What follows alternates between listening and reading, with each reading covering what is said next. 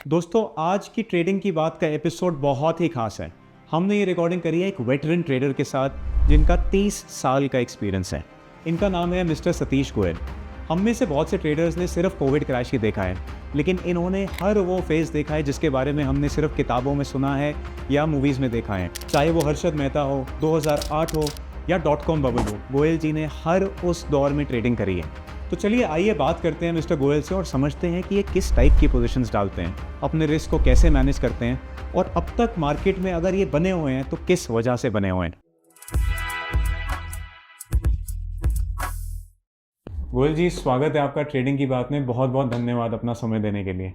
Thank you. दोस्तों, मैं आपको बता दूं, गोयल जी एक ट्रेडिंग वेटरन है, यानी कि जितनी हम यंग ट्रेडर्स की उम्र है उससे ज़्यादा तो इनका एक्सपीरियंस है। तो सर, आपने ट्रेडिंग कब शुरू करी? आपका इतने सालों का एक्सपीरियंस है, प्लीज़ हमें थोड़ा बताएं। मैंने शेयर मार्केट में ट्रेडिंग 1991 से शुरू की है और उसके बाद हर्षद मेहता का टाइम भी देखा। तब मार्केट एक ट्रेडिंग हॉल में हुआ करती थी। वहाँ पर जाने के लिए कुछ ही ब्रोकर्स की परमिशन होती थी, कुछ ही लोग वहाँ ट्रेडिंग जाकर के क्या करते थे। तो पहले इक्विटी में मैंने ट्रेडिंग शुरू की है, उसके बाद फिर फ्यूचर में ट्रेडिंग करनी शुरू की है। तभी पहले वीकली बदला सिस्टम था, उसी में काम करते थे। फिर उसके बाद 1996 में NSE का काम शुरू हुआ, उसके बाद ऑनलाइन ट्रेडिंग। ठीक है, तो आपने जो ट्रेडिंग शुरू करी तो उस टाइम तो बहुत कम लोग होते होंगे जो फुल टाइम इसको एक अपना प्रोफेशन बनाते हो। इस टाइम भी काफ़ी लोग थे। अच्छा। हॉल के बाहर ही काफ़ी रश रहता था। जो क्लाइंट्स हैं तो वहाँ पर हॉल के बाहर ही जाते थे और ब्रोकर बीच बीच में बाहर निकल करके आता था। क्लाइंट बोलता था कि मेरे 100 शेयर ये खरीद लो या 200 शेयर ये खरीद लो, तो ब्रोकर अंदर जाता था, फिर वो ट्रांजेक्शन करके आता था। चोपड़ी चलती थी, उसको चोपड़ी बोलते थे। तो चोपड़ी में सौदा लिख करके आता था कि हाँ भाई ये मैंने 200 शेयर ये खरीदे, और क्लाइंट को आकर के बाहर होते भी कंफर्म कर दिया जाता है। तो गोयल जी, ये जो पीरियड्स हैं, .com बबल हो गया, हर्षद मेहता का समय हो गया, 2008 हो गया, ये तो मतलब हम लोगों ने रिसेंट जो जनरेशन है उन्होंने बस किताबों में सुना है, मूवीज़ में देखा है। आपने तो मतलब इस दौरान में एक्चुअल ट्रेडिंग करी है, आपने एक्चुअली मार्केट्स को देखा है। तो उस टाइम पे किस टाइप की ट्रेडिंग होती थी, क्या माहौल होता था? आपने तो मतलब एक्सपीरियंस किया हुआ है, तो प्लीज़ वो एक्सपीरियंस शेयर करो हमारे साथ। .com वाले टाइम पर भी ट्रेडिंग तो इसी तरह से होती थी कि ऑनलाइन ट्रेडिंग होती थी। तब एक शेयर का उस टाइम .com का जुनून था कि हाँ भाई ये तो कितना भी बढ़ सकता है, कितना भी बढ़ सकता है। उस टाइम कुछ कंपनी थी, पेंटा मीडिया, पेंटासो और सिल्वर लाइन, हिमाचल फ्यूचरिस्टिक, इस टाइप की कुछ कंपनीज थी जो ऑपरेटर्स ने अपना कुछ भी भाव बना दिए। उसके बाद वो रोज नीचे में फ्रीज, रोज नीचे में लोअर सर्किट लगता रहा। कुल मिलाकर के इन्वेस्टर्स के लिए और डेली जॉबर्स के लिए बहुत खराब पीरियड था। तो आपने भी उस टाइम पे ऑफ कोर्स ट्रेड्स तो डाले होंगे, तो आपको भी नुकसान रहे थे? तो नुकसान उतना ज़्यादा नहीं लगा, लेकिन हाँ नुकसान तो इस टाइम में लगा था। तो वो एक पीरियड तो ऐसा आया होगा जहाँ पे लोगों का विश्वास ही उठ गया होगा मार्केट से। .com हो गया, हर्षद मेहता हो गया, तो लोगों ने कहा होगा कि ये तो बिल्कुल सट्टे की तरह है, कुछ भरोसा नहीं है। बिल्कुल हर्षद मेहता के टाइम के बाद तो ये हो गया था, सब लोग इतने निराश हो गए थे कि भाई नहीं, शेयर मार्केट में काम नहीं करेंगे, कुछ भी करेंगे शेयर मार्केट में काम नहीं करेंगे। फिर उसके बाद 96 में ही मार्केट में काफ़ी अच्छी तेजी बन गई थी। उसके बाद FIs की बाइंग होनी शुरू हो गई थे। फिर उसके बाद 2000 में .com का जी चला और काफ़ी शेयर्स, मतलब 100 टाइम्स तक शेयर्स के रेट हो गए। सिल्वर लाइन 30 रुपये वाला शेयर 3000 रुपये तक शेयर का रेट गया और उसके बाद वो कंपनी ही खत्म हो गई। लोगों को बहुत बहुत लॉस लगे इस टाइम। तो 2000 उसके बाद जो 8 का पीरियड आया, तब एक और झटका लगा लोगों को। 2008 के पीरियड में तो झटका कुछ दिन लगा, लेकिन उसमें निकलने के टाइम फिर भी मिला। कुछ लोग निकल पाए, कुछ लोग नहीं निकल पाए। जिन लोगों ने जल्दी शॉर्ट कर दिया, मार्केट को समझ गए, तो उन लोगों ने पैसा भी खूब अच्छा कमाया 2008 के पीरियड में। जनवरी 2008 में मार्केट डाउन होनी शुरू हुई। लगातार एक ही दिन में 10% का, 5-15% का, फिर 20% का 3 सर्किट लगे और उसके बाद फिर नेक्स्ट डे मार्केट तेज हो गई। फिर धीरे धीरे करके मार्केट रिकवर की, लेकिन उस टाइम इंडेक्स था, निफ्टी था अराउंड 5500। लेकिन सितंबर 2008 में मार्केट का लो लगा अराउंड 2300। निफ्टी है 55,000 से 2300 निफ्टी आया, आधे से कम रह गया विद इन 6-7-8 मंथ्स। फिर वहाँ से उसके बाद मार्केट धीरे धीरे करके रिकवर। गोयल जी, 90s में आई एम श्योर जब आपने शुरू करा होगा तब तो इक्विटी में ही शुरू करा होगा। उसके बाद ऑप्शंस जब बाद में इंट्रोड्यूस हुए, तो ऑप्शंस ट्रेडिंग जब शुरू हुई, तो आपने क्या स्टार्टिंग से ही ऑप्शंस में मतलब ट्रेडिंग शुरू कर दी थी? मैंने 2004 में शुरू हुई थी, पहले निफ्टी में ट्रेडिंग शुरू हुई थी ऑप्शंस की, स्टॉक्स में बाद में स्टार्ट हुआ था। तो इसकी ना एनएससी ने क्लासेस ऑर्गेनाइज की थी कि अच्छा। हाँ, ऑप्शंस के ऊपर किस तरह से ऑप्शन होता है, क्या होता है। मैंने उस टाइम काफ़ी क्लासेस उनकी ज्वाइन की और तभी से मैंने 2004 से ही ऑप्शंस में काफ़ी ट्रेडिंग की। पहले 2 तरह की ट्रेडिंग होती थी इसमें ऑप्शंस में भी, एक अमेरिकन सिस्टम, एक यूरोपियन सिस्टम। अब तो टोटल यूरोपियन सिस्टम है, अमेरिकन सिस्टम खत्म हो गया। अमेरिकन सिस्टम पहले स्टॉक्स में चलता था, यूरोपियन सिस्टम इंडेक्स में चलता था। तो लेकिन अब तो टोटल स्टॉक्स और इंडेक्स में दोनों में एक ही यूरोपियन सिस्टम ही चलता है। तो मैं बता दूं व्यूअर्स को, जो गोयल जी यूरोपियन और अमेरिकन कह रहे हैं, जब हम सीई पढ़ते हैं तो उसका मतलब होता है कॉल यूरोपियन, पीई मतलब पुट यूरोपियन। और जो अमेरिकन स्टाइल ऑफ ऑप्शंस है वो अब हमारे यहाँ नहीं चलता, वो यूएस में अभी भी है, और वो सीए और आई थिंक उसको पीए बोलते होंगे। तो गोयल जी, जो ऑप्शंस हैं सीई पीई की बात करें, इवन आज की डेट में बहुत कम लोग हैं जिनको टेक्निकली समझ है कि कॉल और पुट एक्चुअली होते क्या हैं। और आप बात कर रहे हो 20 साल पहले की, 2004 में, तो बड़े ही गिने चुने लोग होंगे जिनको समझ होगी कि ये प्रोडक्ट है क्या। बहुत कम लोगों को पता था उस टाइम भी। ज़्यादातर लोग वैसे भी शेयर मार्केट में जो विश्वास करते हैं कि भाई ये स्पेकुलेशन है, सट्टा है जी, इसमें तो आकर के हमें पैसा अपना डबल करना है। बिल्कुल। और जो आदमी पैसा डबल करने के लिए रहता है उसको ही इस मार्केट में लॉस लगता है। ऑप्शंस ट्रेडिंग पहले भी लोग कम करते थे क्योंकि पहले तो समझ में नहीं आता था। अभी भी लोगों को जो समझ में आता है, लेकिन लोग ऑप्शंस ट्रेडिंग कम ही करना चाहते हैं। वो चाहते हैं कि फ्यूचर में ट्रेडिंग करें, मार्जिन कम लगेगा, फटाफट डबल पैसा होगा। और वो फटाफट पैसा डबल करने के चक्कर में 90% लोगों से भी आजकल बड़ा क्लियर बोलती है, जब हम स्क्रीन लॉगिन करते हैं तो वहाँ लिखा आता है कि 90% लोगों को शेयर मार्केट में लॉस लगता है। उसके बाद ही हम अपनी स्क्रीन लॉगिन कर सकते हैं। पहले उसको एग्री करना होता है, उसके बाद ही हम स्क्रीन लॉगिन कर सकते हैं। तो लेकिन सब लोगों को होता ही है कि शेयर मार्केट का मतलब इजी पैसा कमाना, इजी मनी है, हाँ, और डबल पैसा करना। करेक्ट, बिल्कुल आपने ठीक कहा। गोयल जी, स्पेसिफिकली ऑप्शंस की अगर हम बात करें तो आपने ये पूरा दौर देखा है पिछले 20 सालों का जहाँ पे ऑप्शन मार्केट हमारी इवॉल्व हुई है। तो आपने क्या चेंजेस आते देखे हैं ऑप्शंस में, कि पहले किस तरीके से होती थी और अब किस तरीके से होने लग गई है? तो कुछ क्या फंडामेंटल चेंजेस देखे, और कुछ ऐसी भी चीज़ें हैं जो अभी भी सेम चली आ रही हैं तब से? तो वो ऑप्शन ट्रेडिंग में चीज़ें तो सेम ही चली आ रही हैं। लोग ये सोचने का तरीका पहले से चेंज हो गया। लोग पहले इसमें ऑप्शंस में ट्रेडिंग कम करते थे, अब धीरे धीरे करके लोग सोचने लगे नहीं, हम ऑप्शंस में ट्रेडिंग करेंगे तो उसमें अगर ऑप्शंस हम खरीदते हैं तो उसमें एक हमारा लिमिटेड लॉस रहता है। फ्यूचर ट्रेडिंग करेंगे तो उसमें तो अनलिमिटेड लॉस है, कितना भी शेयर गिर सकता है या बढ़ सकता है।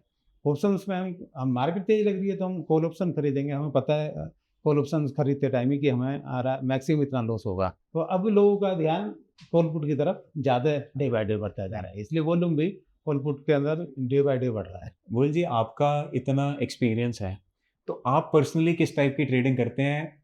क्या आपका ट्रेडिंग स्टाइल रहता है? अपना ट्रेडिंग स्टाइल मेन रहता है कि कॉल और पुट दोनों सेल करते हैं, ठीक है, और दोनों स्टडली ही सेल करता हूँ, ठीक है। Every time at the money, जो भी एट द मनी है उसी टाइम वो ही सेल करता हूँ। मतलब आप डायरेक्शनल नहीं होते? डायरेक्शनल नहीं होता, मैं किसी स्टेज पर भी डायरेक्शनल कुछ नहीं होता। और इंडेक्स और स्टॉक्स ये आप दोनों में करते हो? दोनों में करता हूँ, वैसे मेनली अपना रहता है इंडेक्स में। वो भी एक टाइम में या तो निफ्टी में करता है या बैंक निफ्टी। तो कई लोग हैं जिनको ऐसा लगता है कि स्टॉक्स ज़्यादा अच्छे हैं, इंडेक्स से ज़्यादा काम स्टॉक्स में करना चाहिए, या कुछ लोग उल्टा सोचते हैं। तो आपके एक्सपीरियंस में क्या एडवांटेज है जो इंडेक्स की आती है स्टॉक्स के ऊपर? मेन ये है कि इंडेक्स में की ऑप्शंस में लिक्विडिटी सबसे अच्छी है जी। और स्टॉक्स की अगर हम ऑप्शंस बाई करते हैं सेल करते हैं उसके अंदर लिक्विडिटी बहुत कम है, तो इसलिए ट्रेडिंग करना सबसे अच्छा निफ्टी की फर्स्ट नंबर पर, फिर बैंक निफ्टी। एंड आप पोजिशनल, इंट्राडे दोनों टाइम फ्रेम्स पे काम करते हो? हाँ, दोनों तरह के करते हैं।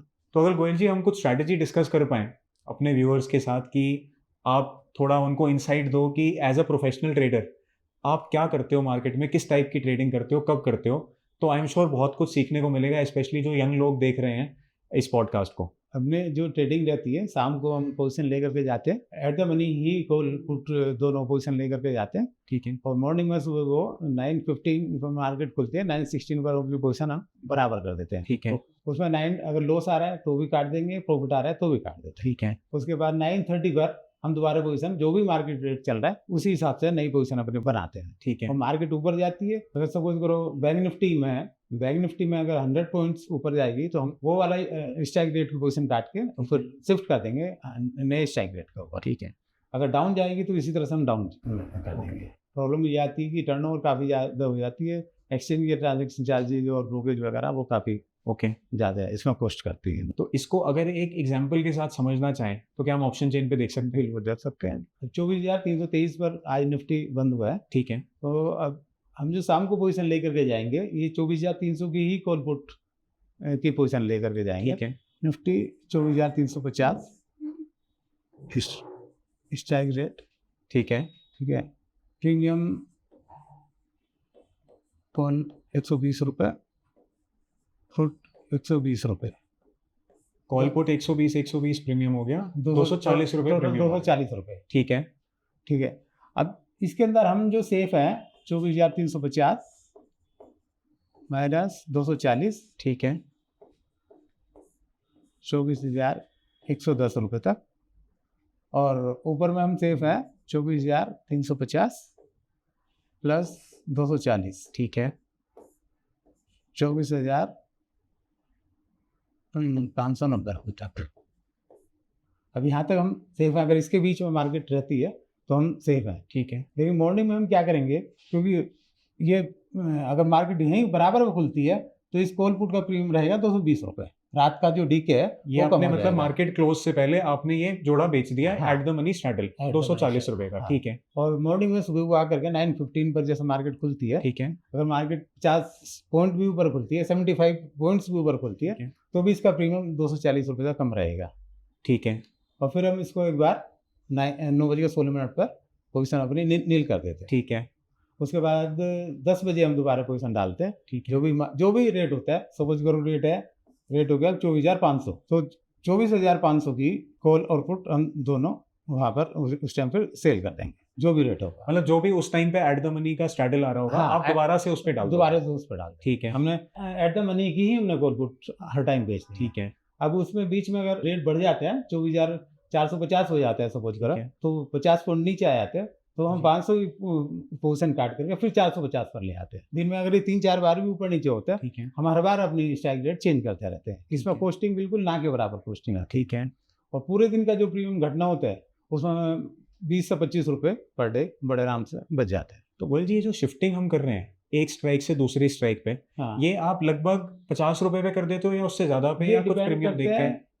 प्रीमियम देख करके डे के हिसाब से। थर्सडे को निफ्टी की क्लियरिंग करती है, तो फ्राइडे को तो हम 100 रुपये के डिफरेंस के ऊपर करते हैं, क्योंकि प्रीमियम ज़्यादा होता है। क्योंकि प्रीमियम की अमाउंट ज़्यादा होती है। मंडे को उसको 75 रुपीज़ के ऊपर करते हैं, ट्यूजडे को 50 रुपीज़ के ऊपर ही कर देते हैं। ठीक है। और वेडनेसडे को भी 50 रुपीज़ के ऊपर ही रखते हैं। ठीक है। और ये चीज़ क्या आप थर्सडे भी करते हो? थर्सडे को मैं ये नहीं करता, मैं नेक्स्ट वीक की ही क्लियरिंग पे जाता हूँ। मैं उस वाली क्लियरिंग में मैं नहीं काम करता। तो गोयल जी, जैसे आजकल बड़ा ज़्यादा लोगों में क्रेज़ है वीकली ऑप्शन करने का, 0 DT ऑप्शन है, एक्सचेंज भी डेली एक्सपायरी लेके आ रही है, तो क्या आगे के हफ्ते में काम करने में कोई ज़्यादा बेनिफिट है कंपेयर टू वीकली? आगे के हफ्ते में काम करने में बहुत बेनिफिट है। इसके अंदर अगर हम वीकली वाली में करते हैं, थोड़ी भी मार्केट फ्लक्चुएट करती है तो उसमें लॉस होने के चांसेस ज़्यादा रहते हैं। और नेक्स्ट वीक वाली में बहुत कम, क्योंकि प्रीमियम अमाउंट ज़्यादा होता है जी, इसलिए उसमें लॉस के चांसेस ना के बराबर होते हैं। तो यानी कि जो लोग कहते हैं ना कि ऑप्शन आज एक्सपायर हो रहा है, ये प्रीमियम अगर 100 रुपये का है तो उसमें से कम 50-70 रुपये कमा के उठूंगा, तो ऐसा है या एक्चुअली कभी कभी ऐसा हो सकता है, अदरवाइज ऐसा होता नहीं है, नॉर्मली ऐसा होता नहीं है। तो अगले हफ्ते में आप कह रहे हो कम से कम शिफ्टिंग में आपको उतने ही ना सही, लेकिन कंपेयर टू रिस्क जो आप ले रहे हो उस हिसाब से अच्छे पॉइंट्स मिल जाते हैं। अब हम वीकली वाले में एक्सपायरी वाले दिन की बात लेते हैं। निफ्टी में निफ्टी की कॉल पुट हम सपोज करो 60 रुपीज़ की दोनों बेचते हैं। ठीक है। तो वो 60 के 60 तो हमें मिलेंगे नहीं, बिल्कुल, है ना। हमें उसमें सपोज करो 40 रुपये मिल जाते हैं, और हम नेक्स्ट वीक की बेचते हैं तो उसमें भी हमें 40 रुपये मिल जाते हैं। उसमें हमारा रिस्क बहुत कम रहता है और इसमें रिस्क बहुत ज़्यादा रहता है, इसलिए तो नेक्स्ट वीक में ही हम तो करते हैं। जैसे इंडेक्स हैं अब इतने सारे, Nifty, bank Nifty, mid cap, Fin Nifty, Sensex, daily कुछ ना कुछ चल रहा होता है, तो आप कौन से इंडेक्स में काम करना प्रेफर करते हो? निफ्टी और बैंक निफ्टी, दोनों में करता हूँ। इन दोनों में। तो ऐसी कोई वजह कि आप बाकी इंडेक्स को नहीं वेटेज देते हैं? बाकी में लिक्विडिटी की प्रॉब्लम रहती है, लिक्विडिटी अभी कम है जी। सेंसेक्स में भी लिक्विडिटी कम है जी। हमने बड़ी क्वांटिटी डालनी है, सपोज करो 10,000 निफ्टी बैंक ठीक निफ्टी है, कॉर्पोरेट डालनी है ठीक तो है। निफ्टी बैंक निफ्टी में तो हो जाएगा 1 या 2 रुपए के डिफरेंस पर ही हमें मिल जाएगा सौदा। और सेंसेक्स में तो हो सकता है 25 रुपए के डिफरेंस में मिले, क्योंकि इसके अंदर लिक्विडिटी नहीं है। सबसे ज़्यादा लिक्विडिटी निफ्टी और बैंक निफ्टी में है, इसलिए निफ्टी बैंक निफ्टी करना सबसे अच्छा है। अब ये जैसे शिफ्टिंग की स्ट्रैटेजी रही, कुछ दिन होते हैं जहां मार्केट कभी ऊपर जा रही है, कभी नीचे आ रही है, फिर ऊपर फिर नीचे, तो ये एक स्ट्राइक से दूसरी पे शिफ्टिंग करवाता रहेगा। हाँ, तो कभी कभी तो ऐसा होता है कि हर शिफ्टिंग के साथ प्रीमियम भी आपका टूट रहा होता है, बट कुछ दिन होते हैं जहां पे मार्केट प्रीमियम बढ़ा भी रही होती है हर मूव पे, या मार्केट में ट्रेंड ही आ रहा है। तो क्या आप शिफ्टिंग में भी कुछ लिमिट रखते हो कि इतनी लिमिट के बाद इतना लॉस हो जाए तो बंद कर देंगे? वो तो टोटल लॉस का है। अगर हमारी कैपिटल का 0.5% लॉस हो जाएगा ठीक तो हम है। सारी पोजीशन अपना काट आधे % पे आप सब उड़ा देते हो? सारी पोजीशन उड़ा देंगे। तो फिर क्या उसी दिन आप री एंट्री भी लेते हो? हाँ, उसी दिन अगर ये समझ लो 12 बजे तक हो जाता है ठीक है। तो 1-1.5 घंटा वेट करके फिर उसके बाद हम री एंट्री दोबारा करते हैं उसमें। तो मार्केट को यानी आप सेटल होने देते सेटल हो होने थोड़ा, देते हैं, हाँ जी। और उसके बाद भी जैसे अगर मार्केट तब भी हमारे हिसाब से ना चले तो तो आप कितना रिस्क और लेते हो उस पे? 0.2% बस, मतलब 1% के अंदर अंदर ही आप रिस्क रखते हो अपना। 1% का भी नहीं, 1% से भी कम का रिस्क रखते हैं। तो बहुत से लोग जैसे मार्केट में आते हैं और वो करते ही जाते हैं ट्रेड, ओवर ट्रेडिंग बहुत ज्यादा होती है, कुछ लोगों में कंट्रोल नहीं होता। तो क्या ये बहुत इंपॉर्टेंट है कि अपने लिए एक लॉस लिमिट डेली फिक्स करी जाए? बहुत जरूरी है, और वो तो सबसे ज़्यादा जरूरी है कि एक लिमिट लॉस के फिक्स करने में बहुत ज़्यादा जरूरी है। अदरवाइज यहाँ तो कितना भी लॉस लग सकता है। जी। लॉस की लिमिट तो सबसे पहले जरूरी है। प्रॉफिट तो आप अनलिमिटेड छोड़ भी सकते हो, लॉस पर तो सबसे पहले हमें सौदा सबसे पहले ही काटना है। जैसे लॉस शुरू हो सौदा तुरंत काटना है। बिल्कुल गोयल जी, इसी स्ट्रैटेजी में जिसमें हम शिफ्टिंग कर रहे हैं एक स्ट्राइक से दूसरी पे, क्या कोई आप प्रॉफिट का अपना टारगेट भी रखते हो कि इतना आ जाए तो मैं एग्जिट कर दूंगा? हाँ, अगर हमारा सुबह को 12-1 बजे तक 0.5% ऑफ द कैपिटल आ जाता है, ठीक है, तो हम अपने एक बार सारी पोजीशन काट देते हैं प्रॉफिट में भी। उस दिन आप एग्जिट कर देते हो। हाँ, और उस फिर दिन के लिए फिर थोड़ी देर बाद फिर मतलब 1-1.5 घंटे बाद फिर री एंटर करते हैं। मतलब मौका देखने पे एक बार ही बाहर हो जाते हो, हाँ, तो फिर अगर आप मूव हमारा का profit- इंतजार कर रहे हो। हाँ, प्रॉफिट का भी और लॉस का भी अगर 0.5% से ज़्यादा कैपिटल जा रहा है तो एक बार हम एग्जिट कर लेते हैं। करना इस टाइप की स्ट्रैटेजी में आपका ट्रैक रिकॉर्ड कैसा रहा है कि मतलब आप क्या एक्सपेक्ट करते हो कि इतना तो ये स्ट्रैटेजी महीने में आपको दे देती है? मेरे हिसाब से तो ये इसमें अराउंड 48% पर एनम की इसमें return निकल आता है। होगा, अच्छी तरह से आती है। लेकिन इसमें अपने को रूल्स रेगुलेशंस के हिसाब से चलना पड़ेगा। सुबह को पोजीशन काटनी है 9:15 पे, तो पोजीशन काटनी है। ये नहीं कि लॉस आ रहा है तो लॉस अभी और रुक जाते हैं, अभी और रुक जाते हैं। लॉस आ रहा है तो फिर तो बटन तैयार रखना है और एकदम तुरंत पोजीशन काटनी है। लॉस आए तो सबसे पहले पोजीशन काटनी है। प्रॉफिट में चाहे बैठ जाओ, लेकिन लॉस में प्रॉफिट मत में बैठो। चाहे वेट कर सकते हो कि भाई हमें सपोज करो कैपिटल का 0.5% शुरू में ही आ गया, आप उसमें 0.2% 0.3% तक का वेट कर सकते हो। उसके अगर इतना प्रॉफिट आता है तो तब काट दो आप। लेकिन लॉस में तो रुकना ही नहीं है। लॉस में तो सबसे पहले सौदा तुरंत काटना है, क्योंकि अदरवाइज लॉस को बढ़ता ही जाना है। और जैसे क्योंकि हम पोजीशन ओवरनाइट लेके जा रहे हैं, तो ओवरनाइट में लोगों के दिमाग में ये भी बहुत होता है कि गैप्स का रिस्क है, कुछ हो जाएगा रात को। तो क्या ये डर जितना फैलाया हुआ है लोगों ने, एक्चुअली भी उतना रिस्क है?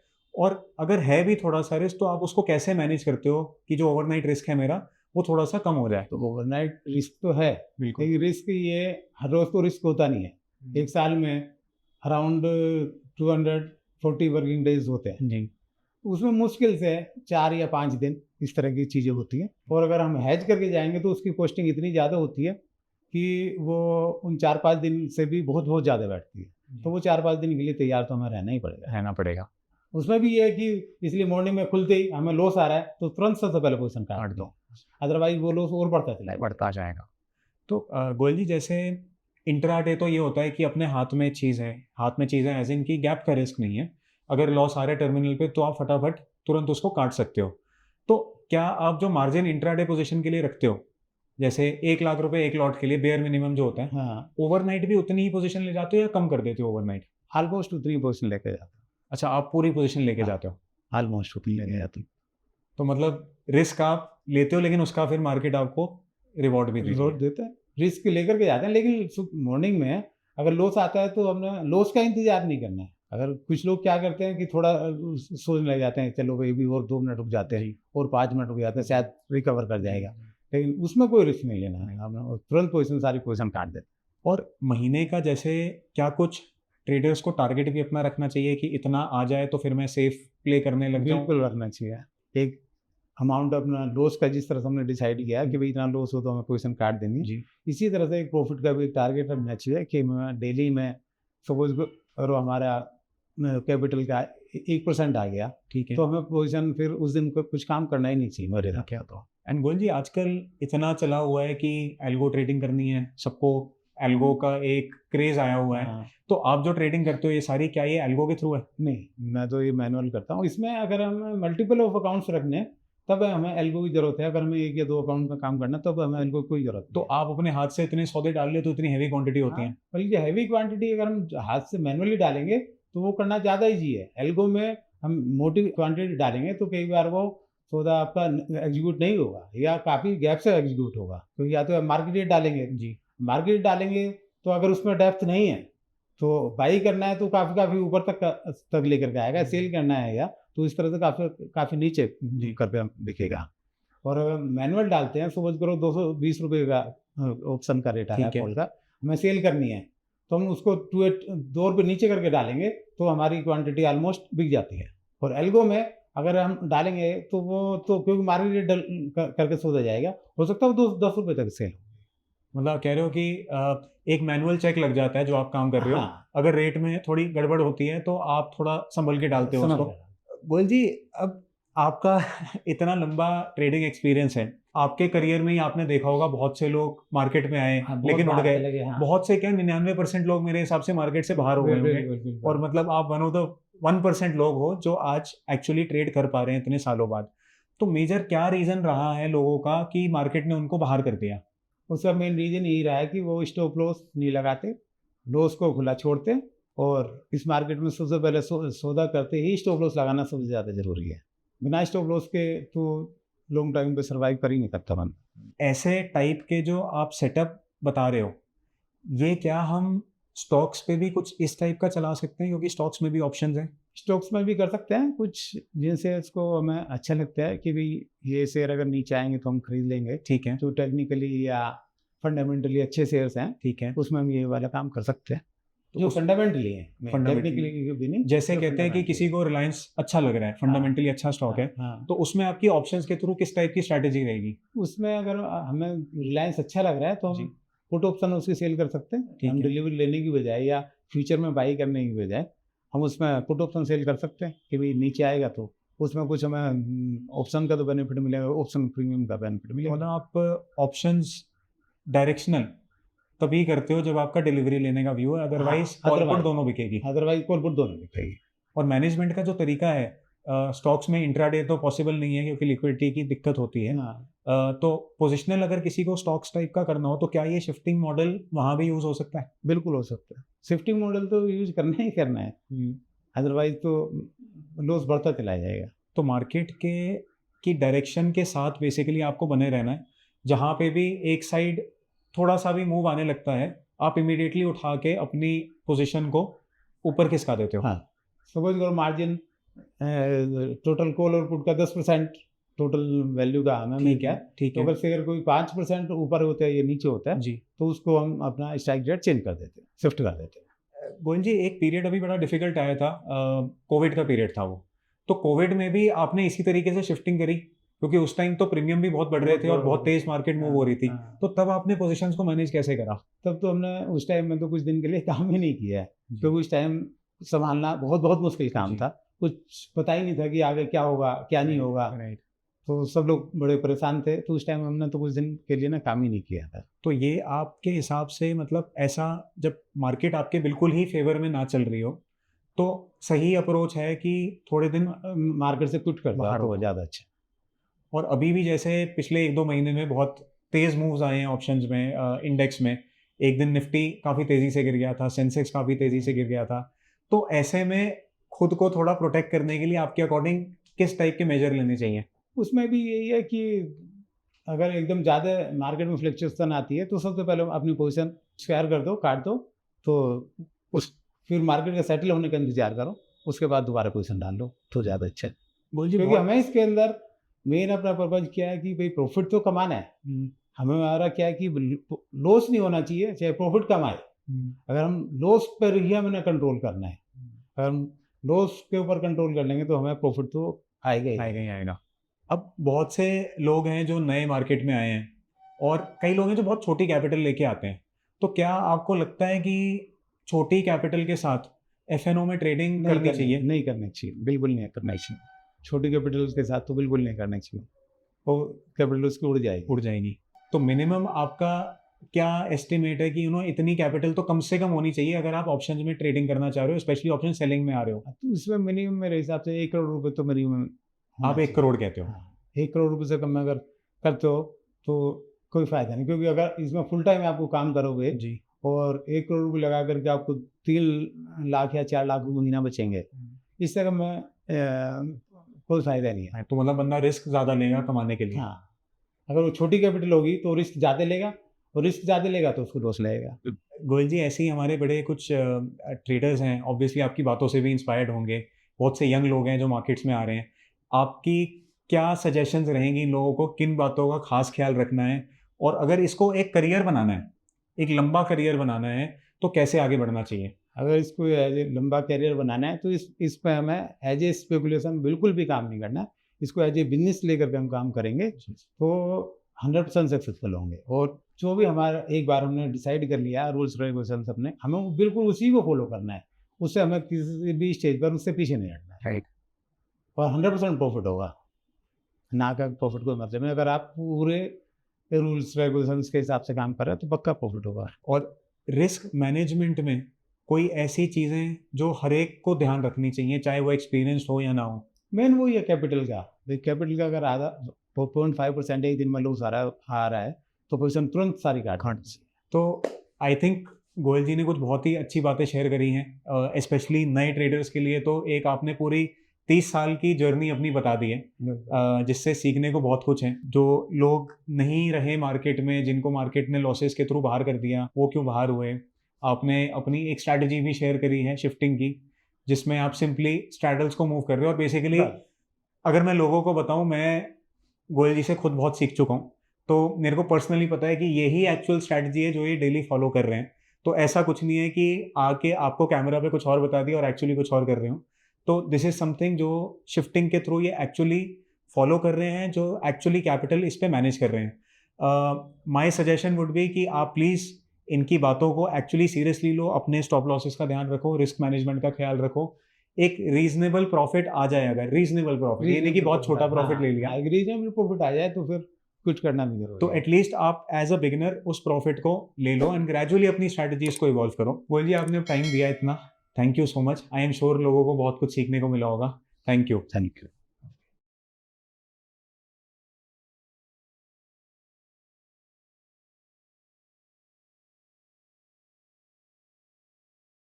Investment in securities market are subject to market risks. Read all the related documents carefully before investing. Please read the risk disclosure documents carefully before investing in equity shares, derivatives, mutual fund, and or other instruments traded on the stock exchanges.